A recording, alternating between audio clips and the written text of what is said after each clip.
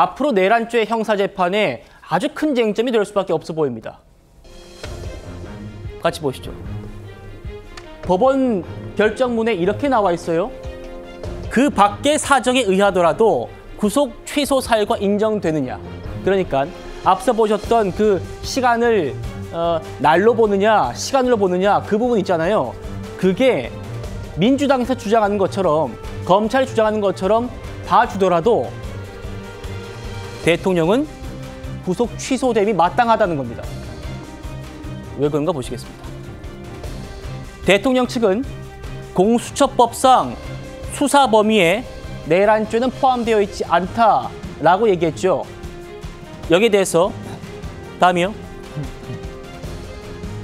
그리고 뭐 신병을 이전하면서 신병 인치 절차 거치지 않았다 이런 말도 했습니다. 근데 이건 중요한 거 아닌 것 같고 다음이요. 재판부가 오늘 이렇게 말했습니다. 다시 한번 말씀드립니다만 오늘 이 판결을 내린 재판부는 대통령의 1심 형사재판 1심 재판부입니다. 공수처법 등 관련 법령에 명확한 규정이 없다. 이에 관한 대법원의 해석이나 판단도 없는 상태인 바 다음이요. 절차의 명확성을 기하고 수사 과정의 적법성에 관한 의문의 여지를 해소하는 것이 바람직하므로 구속 취소 결정을 하는 것이 상당하다.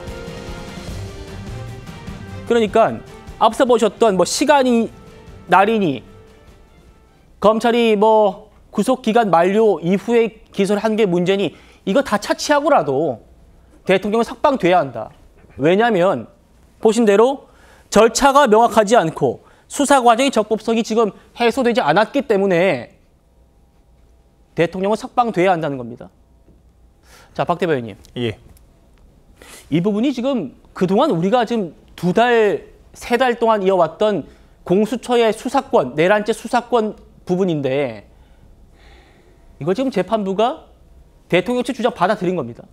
네, 맞습니다. 저희가 지금까지 공수처의 수사권이 없다라는 지적을 계속해서 해왔고요. 이에 대해서 법원에서 상당히 명확하게 그런 근거들을 뒷받침을 해준 것으로 보입니다. 그러니까 관련 법령의 규정들을 찾을 수가 없고 관련해서 과거 판례도 찾을 수가 없기 때문에 사실상 공수처의 수사권이 없다라고 이야기를 한 것이죠. 또한 이에 대해서 구체적으로 공수처가 직권남용죄에서 내란죄를 발견했다. 그러니까 사실상 이것은 새우가 고래를 낳은 격의 이제 그런 사건 해석이라고 할 수가 있고, 또한 저희가 과거 안기부에서 경범죄로 사람들을 끌고 와서 이 국가보안법으로 기소를 했던 그런 전례들과 똑같은 이런 사례인 거거든요. 그렇기 때문에 공수처가 과도한 해석을 통해서 수사관할권을 어겼다라는 것이 입증이 된 것이고요.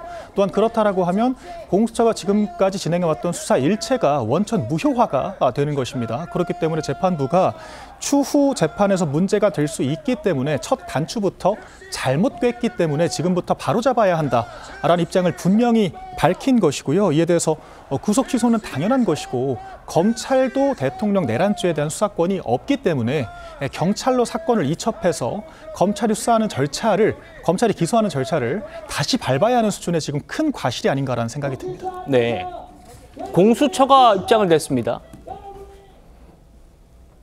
보시죠. 검찰의 즉시 항고 여부를 지켜보겠다라면서 공수처 수사의 위법성을 확인하거나 피고인 측의 주장을 받아들인 것이 아니므로 보도에 유의해달라. 차 교수님. 네. 쭉 저희가 법원의 결정을 봤습니다.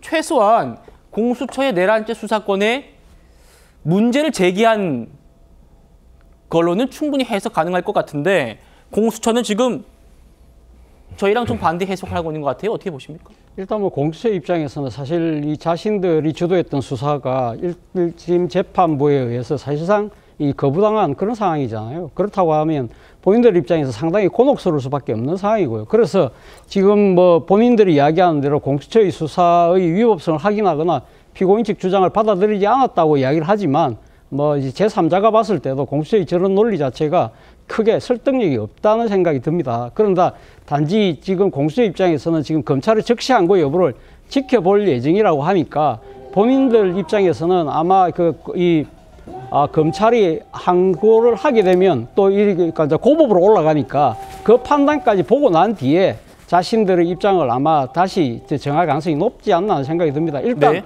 일종의 면피성 이야기를 하고 있는 것 같고요. 저는 뭐 검찰의 적시 항고 여부와 관련해서는 이런 생각이 듭니다. 사실은 이 적시 항고 여부를 만약에 검찰이 포기할 경우에는요, 저는 검찰총장이 직위에서 사퇴해야 된다는 생각이 듭니다. 항고를 해야 된다.